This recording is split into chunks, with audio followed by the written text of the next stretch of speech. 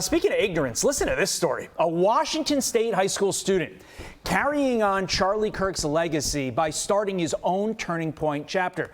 But Gnu Lee is now facing disturbing harassment and abuse from classmates. A hate account targeting him on Instagram was made within 24 hours of the chapter's launch, and he has received direct messages from students like this one. Quote, "You and your family are one ICE report away from being taken away if you keep this blank up."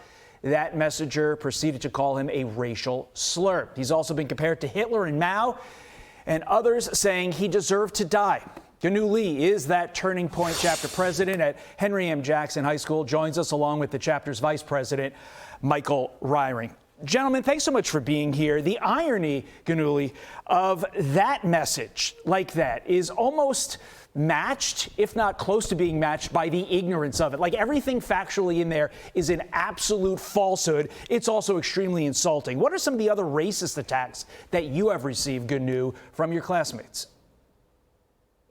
Yeah, well, thanks for having us, Todd. Well, I've been compared to people like Mao and Kim Jong-un, and you are right, it is very hypocritical and ironic, and that isn't just the beginning. Like you mentioned before, within the first 24 hours, multiple hate pages got made of me. I received dozens of hostile messages on both my club and personal accounts, and it's really interesting how the anti-ICE page that was formed actually in protest of my group, because Turning Point USA is quote-unquote racist, fascist, and white supremacist, they weaponized my ethnicity against me. And I want to just quickly contrast that with my experience as a conservative. A few weeks ago, I had the privilege of going to my local GOP and speaking there. And not only did they embrace me as a fellow conservative and a Republican, more significantly, they embraced me as an American.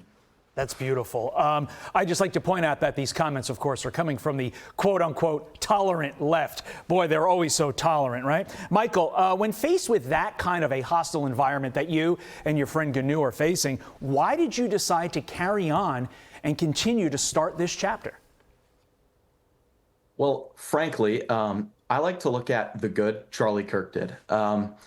Ever since his death, it has taken a toll on me, and I really wanted to stand up for what I believe in. The way that he would communicate his opinions, that young people need to be more politically well-versed, and the way he would connect with youth was so empowering to me and people I know, affecting generations. And I feel like now that he's gone, I have a civic duty to uphold and follow what he accomplished and try and make it bigger and grow it.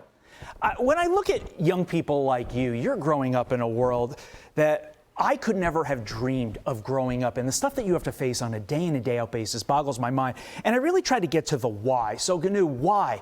Why do you think the students that are harassing you are the way they are? How did they become so intolerant? Well, quite frankly, I think they watch the mainstream news too much. I think they're in echo chambers where they just simply refuse to engage with the other side. And, as a Christian, I believe that I have a duty to fight for what is good and what is right. And I know that that takes a lot of conviction and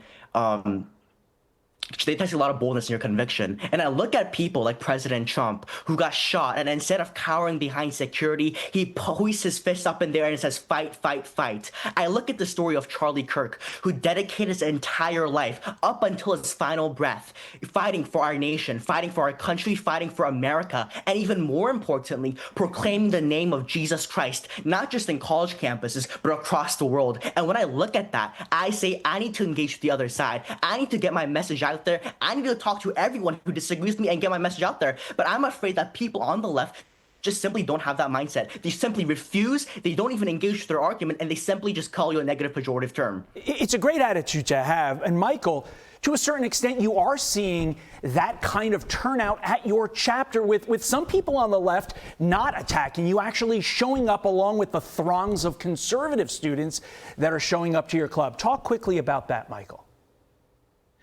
Well, I think that is the greatest part about having to talk about politics is mainly when we think of discussing politics now in 2026, we think of it's red versus blue. It's a lot of very disrespectful word exchanges. But with some of these students who are honestly diamonds in the rough, they have proven to themselves that there still is good. There still is respect in political conversation and respectful debate. And I think to those students, I commend them, because in a world where there's so much hate and there's so much evil, and you being able to look past differences and be able to communicate, it's one of the most beautiful things. Agreed. Gentlemen, keep it up. You are the future, and I'm excited that we have folks like you fighting for that future. Jen Wu, Michael, thank you, sir. Sirs. I'm Steve Doocy. I'm Brian Kilmeade. And I'm Ainsley Earhart. And click here to subscribe to the Fox News YouTube page to catch our hottest interviews and most compelling analysis.